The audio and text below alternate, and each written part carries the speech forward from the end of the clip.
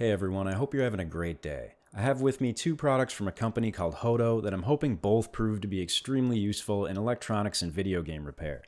The first is the Compressed Air Capsule, which is an electronic air duster and vacuum cleaner. The second is an electric screwdriver kit, the Precision Pro, I believe. It's an electric screwdriver with some fun features. And since Hoto was nice enough to provide both these products to me, I thought I would do a quick review covering each one. So today we'll be unboxing, going through the uses, real examples, and covering pros and cons of each of these. And hopefully it's useful in case you were considering picking up either one for yourself. So let's get right into it, and we will start with the electric screwdriver. First impression, this is a nice box. Kinda going for a minimalist thing, and the back label provides great detail on what is inside of it. Here we've got the kit itself and the instruction manual. This bag contains an ESD wristband, and this one is the USB-C power cable. No power supply is included, so here is the full contents of the box. Opening the lid the first couple times is tight, and it makes that snapping noise, which was concerning me, but later it disappeared, so it must have just been the hinge breaking in. There is a nice magnetic work mat and a card for drive type identification inside. Charging the battery of the screwdriver happens through the case. You can see the port here, so let's charge it up and take a closer look at the contents of this kit. The driver itself features a small LED when in operation, 2 directional buttons for loosening and tightening, and 2 torque settings. We can pull out a bit and test the magnetizer, which seems to work pretty well on this screw, and demagnetizing is also good. We have many pry tools in this kit, starting with these guitar picks. There are about 5 in there, and 3 of these more heavy-duty spudgers, which is great to have extra because the plastic will wear down with use over time. This suction cup would primarily be used for smartphone repair work where you heat the edge adhesive and pull off the screen. Testing it on the side here, it does seem to work quite well when you want it to, and release easily by flicking the raised bump here. We have 2 tweezers, a fine sharp one, and a blunt grippy one. Basically the 2 ends of extreme you'd find in a larger tweezer set. Here is a metal pry tool that bevels off at the tip, and this one will provide the maximum leverage for the smallest gaps compared to anything else in the kit, but of course comes with additional risk to damaging your workpiece or yourself in the process. This spudger is my favorite one. I think the wedge and needle ends that lead to a broad center can get you through almost any sensitive prying task. This one features a knife edge and a hook. Never know when you might need them, so I'm glad to have it. And lastly, the metal pry tool will be unmatched for its leverage and stiffness, but won't be usable in very small gaps or anything sensitive such as soft plastics. That's everything in the kit, so now let's get to what matters and actually test the driver. I'd like to start on hard mode for torque, which in my endeavors means a PS2 exterior. The driver does struggle and indeed is incapable of pulling these screws. However, we can manually turn them out and at a certain point allow the motor to take over and finish the job.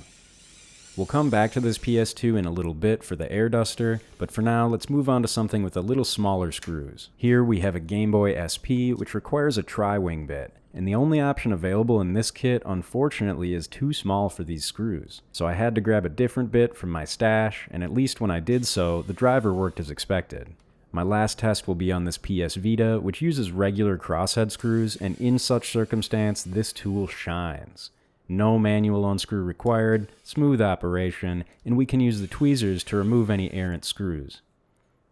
Lastly, the spudger allows us to pry apart the shell halves, and what this kit affords can be quite nice. Before I summarize my thoughts on the driver, I want to move back to this PS2 we opened earlier because inside contains dust sufficient to segue perfectly to the compressed air capsule. Let's unbox it quickly and then get into it. Unsurprisingly, the packaging is quite similar to the screwdriver kit.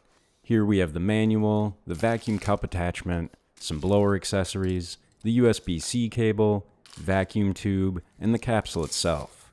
We also get a nice little storage sash, and again there is no included power supply, so this is the full contents of the box. We'll get it charged up and take a closer look at the accessories before cleaning that PS2. So the capsule itself is fairly portable at about 6 inches long, and it looks like just over 2 inches in diameter. On the inlet side, the dust cup for the vacuum is very easy to screw on and off. The vacuum tube attaches to it, and we can slide those bristles to the end of the tube, which is useful for dust, fabric, etc., and we'll be testing it in just a moment. We can tear down the dust cup to empty out anything we vacuumed up, and there's also a replaceable HEPA filter in here. I like the design of this so far. There are a few different accessories for the outlet side, which is the blowing side. This one looks like it's for inflating pool toys, floaties, things like that. This is our main air duster attachment with a narrow tip, and this piece is the same thing but with a wider tip for a less concentrated airstream. The last piece here is actually for the inlet, which would help you do things like deflate an air mattress super quickly as an example.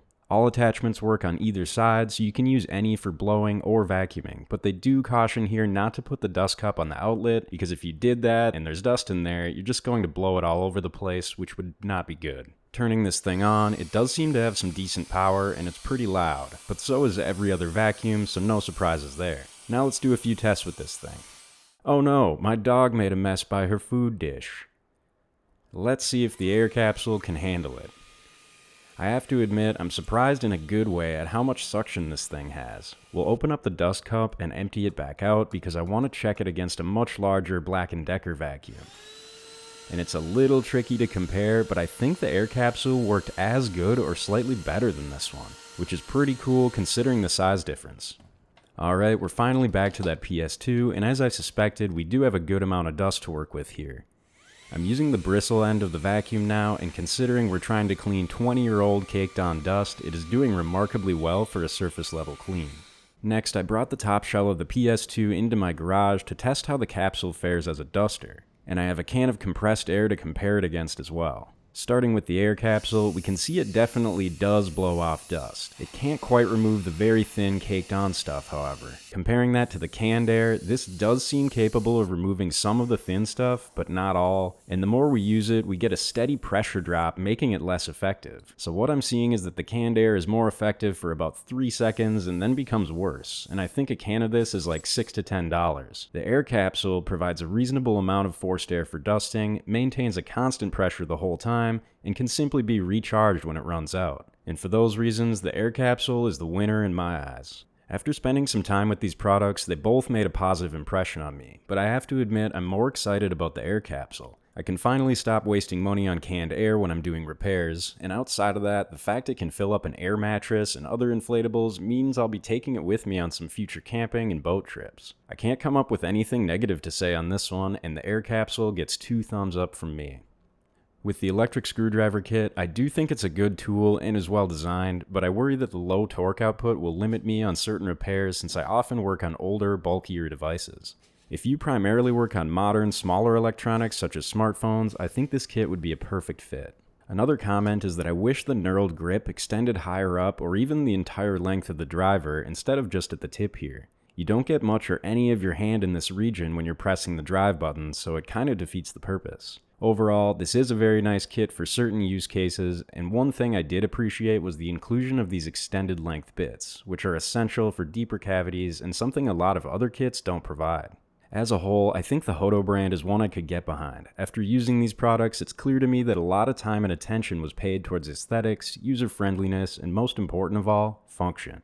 These both look very nice and do everything they claim to do. I'll be keeping my eye on what products Hoto comes out with in the future. I'll put links for both these products in the description if you liked what they had to offer and are interested in picking them up for yourself. Either way, I hope this review was helpful to you. Thanks for watching, and I'll see you in the next video. Take care.